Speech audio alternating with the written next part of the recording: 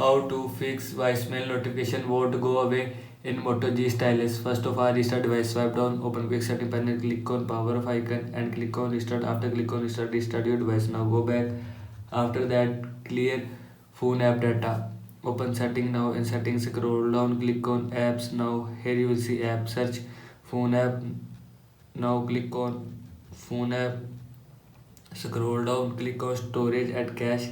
Now here you will see clear storage or data, and if you want to clear data, then click on clear storage and click on delete. After click on delete, this app data and included files and settings will be permanently deleted from this device. Now go back. After that, clear phone service app data. Again open setting, scroll down, again click on apps. Now here you will see app. Search phone service app. Now scroll down, click on storage and cache.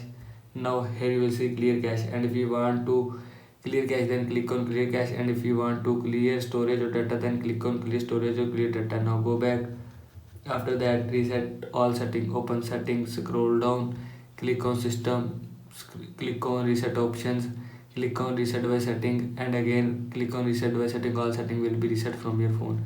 This is how you can fix voicemail notification won't go away in Moto G Stylus. I hope so you like this video, and thanks for watching this video.